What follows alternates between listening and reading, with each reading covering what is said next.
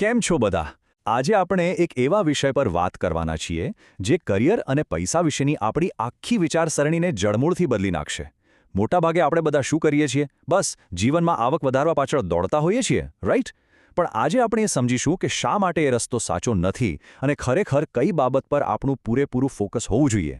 આજના આ વિશ્લેષણનો આખો પાયો એક જબરદસ્ત વિચાર પર ટકેલો છે. પૈસા પાછળ ન દોડો, વેલ્યુ પાછળ દોડો. પૈસા તો આપોઆપ તમારી પાછળ આવશે. આ ખરેખર એક ગેમ ચેન્જર વિચાર છે. બને છે એવું કે જ્યારે આપણે માત્ર ને માત્ર પૈસા કમાવા પર ધ્યાન આપીએ ને ત્યારે આપણી પ્રગતિ ક્યાંક ને ક્યાંક અટકી જાય છે. પણ જો આપણે આપણું પૂરું ધ્યાન આપણી પોતાની વેલ્યુ એટલે કે આપણી યોગ્યતા વધારવા પર લગાવીએ તો આવક પોતાની મેળે જ વધવા લાગે છે. ચાલો આ વાતને કેટલાક એકદમ વાસ્તવિક અને મજેદાર ઉદાહરણોથી સમજીએ.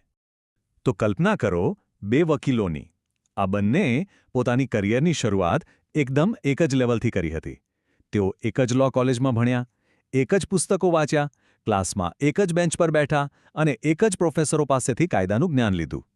મતલબ કે એમનું બેકગ્રાઉન્ડ એકદમ સેમ, પાયામાં રતિભાર પણ તફાવત નથી. પણ હવે જુઓ આશ્ચર્ય!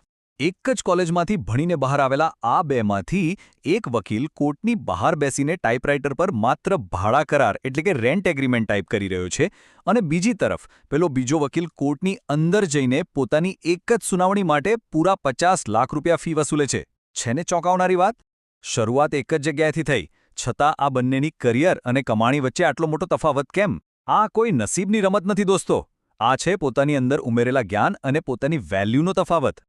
હવે કદાચ એમ થશે કે આ તો ખાલી વકીલાતમાં જ થતું હશે, પણ એવું નથી. મેડિકલ ફિલ્ડમાં પણ બિલકુલ આ જ વસ્તુ જોવા મળે છે. ધારો કે બે ડોક્ટરો છે જેમની પાસે MBBS અને MDની સેમ ટુ સેમ ડિગ્રીઓ છે. બંને એક જ મેડિકલ ઇન્સ્ટિટ્યૂટમાંથી પાસ આઉટ થયા છે, ભણતી વખતે એક જ હોસ્ટેલમાં રહ્યા અને એક જ મેસનું ખાવાનું ખાધું. બધું જ એકદમ સરખું. આમ છતાં જ્યારે પ્રેક્ટિસ શરૂ કરવાનો સમય આવે છે ત્યારે પહેલા ડોક્ટરની OPD કન્સલ્ટેશન ફી કેટલી છે ખબર છે? માત્ર 50 રૂપિયા. જ્યારે બીજી બાજુ એ જ ડિગ્રી ધરાવતા પેલા બીજા ડોક્ટરની ફી પૂરા 5000 રૂપિયા છે. અને દર્દીઓ આ પ્રીમિયમ ફી ખુશી ખુશી ચૂકવવા તૈયાર પણ છે. કેમ? કારણ કે આ ડોક્ટરે પોતાના જ્ઞાન અને પોતાના એક્સપિરિયન્સથી પોતાની એક એવી વેલ્યુ ઊભી કરી છે જે પેલા 50 રૂપિયાવાળા ડોક્ટર પાસે નથી. ડિગ્રી ભલેને એક સરખી હોય, પણ બજારમાં જે કિંમત મળે છે ને એ ખરેખર તમારી પોતાની સ્કિલની, તમારી વેલ્યુની હોય છે. હવે કદાચ આપણા મનમાં એવો વિચાર આવે કે આ બધું તો માત્ર ભણેલા ગણેલા લોકોના વ્યવસાયમાં જ થતું હશે. તો ચાલો શૈક્ષણિક વ્યવસાયોમાંથી થોડા બહાર નીકળીએ અને સ્કિલ બેઝ એટલે કે કૌશલ્ય આધારિત કામ તરફ વળીએ. આપણે ઉદાહરણ લઈએ પ્રખ્યાત હેર સ્ટાઇલિસ્ટ જાવેદ હબીબનું. આ એક એવો વ્યવસાય છે જ્યાં કોઈ મોટી મેડિકલ કે લો ડિગ્રીની બિલકુલ જરૂર નથી હોતી. હવે અહીં સૌથી મજેદાર વાત એ છે કે જાવેદ હબીબ વાળ કાપવા માટે જે ટૂલ્સ વાપરે છે તેમાં કંઈ જ ખાસ નથી હોતું. તેઓ પણ એ જ સામાન્ય કાતર અને કાંસકાનો ઉપયોગ કરે છે જે ગલીના નાકે બેઠેલા કોઈ પણ સામાન્ય વાળંદ પાસે હોય છે. સાચું કહું તો એમની પાસે કોઈ એવી જાદુઈ કાતર નથી હોતી જે બેલ્જિયમ કે મંગળ ગ્રહ પરથી મંગાવી હોય. સાધનોમાં ખરેખર કોઈ જ ફરક નથી. આમ છતાં તમે જુઓ કે લોકો તેમની પાસે માત્ર 5 મિનિટ વાળ કપાવવા માટે 5100 રૂપિયા હસતા હસતા ચૂકવી દે છે. શું આ નવાઈની વાત નથી? આ આંકડો એ વાતની સાબિતી છે કે લોકો કોઈ કાતર કે કાંસકાના પૈસા નથી આપતા, પણ એ સાધનો ચલાવનાર વ્યક્તિના હાથની જે કમાલ છે તેની ચોકસાઈ અને તેની બ્રાન્ડ વેલ્યુના પૈસા આપે છે. ભલે સાધનો એકદમ સામાન્ય હોય, પણ તેમાંથી જે રિઝલ્ટ મળે છે ને તે અસાધારણ છે. તો અહીં કહેવાનો મતલબ એ છે કે આ નિયમ બધે જ લાગુ પડે છે. ચાલો હવે એન્ટરટેનમેન્ટ અને આર્ટના ફિલ્ડ તરફ નજર કરીએ અને જોઈએ કે આ સિદ્ધાંત ત્યાં કેવી રીતે કામ કરે છે. સંગીત ઉદ્યોગમાં પણ આ જ ફોર્મ્યુલા કામ કરે છે, જ્યાં માત્ર ને માત્ર કલા અને તમારી ક્રિએટિવિટી જ બોલે છે.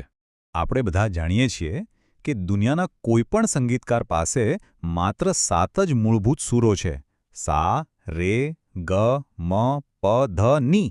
રાઈટ? દરેક પાસે એ જ હાર્મોનિયમ છે અને એ જ તબલા છે. સંગીતનું આ બેઝિક સ્ટ્રક્ચર કોઈ દિવસ નથી બદલાતું. દુનિયાના દરેક મ્યુઝિક ડિરેક્ટરે આ જ 7 સૂરોમાંથી પોતાનું ગીત બનાવવાનું હોય છે. કોઈની પાસે 8મો સૂર તો છે જ નહીં. પણ છતાં આર્થિક તફાવત જુઓ, ખરેખર આંખો પહોળી થઈ જાય એવો છે.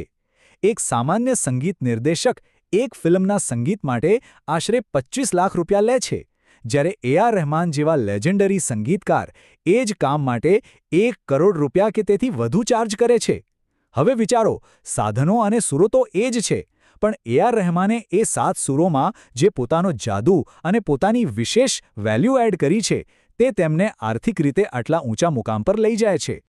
તો અત્યાર સુધી આપણે જોયું કે સાધનો, શિક્ષણ અને સુરો એકદમ સમાન હોવા છતાં પરિણામોમાં જમીન આસમાનનો ફરક છે. તો હવે આપણે એક મૂળભૂત પ્રશ્ન પર આવીએ. શું આખી પૃથ્વી પર કોઈ એવી વ્યક્તિ છે ખરી જેની પાસે દિવસના 25 કલાક હોય? વિચારો જરા. ના, બિલકુલ નહીં. જવાબ છે માત્ર 24 કલાક. આ પૃથ્વી પર જન્મેલી દરેક વ્યક્તિ, પછી ભલે તે પેલા 50 રૂપિયાવાળા ડૉક્ટર હોય કે એ.આર. રહેમાન, દરેક પાસે રોજના સમાન 24 કલાક જ છે. સમયનો નિયમ સૌના માટે એક સરખો છે. એ ક્યારેક કોઈની સાથે ભેદભાવ નથી કરતો. તો પછી ફાઇનલ કન્ક્લુઝન શું નીકળ્યું? આજના આખા વિશ્લેષણનો નિચોડ આ એક શાનદાર વિચારમાં છે. તમે એ 24 કલાકમાં જે વેલ્યુ ઉમેરો છો તે જ નક્કી કરે છે કે તમે કેટલી સંપત્તિનું સર્જન કરશો. આ એક બહુ જ પાવરફુલ વિચાર છે દોસ્તો. સમય બધા પાસે સરખો છે, પણ એ સમયનો ઉપયોગ કરીને તમે પોતાની જાતને કેટલી સક્ષમ અને મૂલ્યવાન બનાવો છો તે જ તમારી સાચી સફળતા નક્કી કરે છે. તો તમારી જાતને પૂછો, શું આજના દિવસના 24 કલાકનો ઉપયોગ માત્ર ટાઈમપાસ કરવા માટે થઈ રહ્યો છે, કે પછી પોતાની અંદર કોઈ નવી સ્કિલ, નવું જ્ઞાન અને નવી વેલ્યુ ઉમેરવા માટે?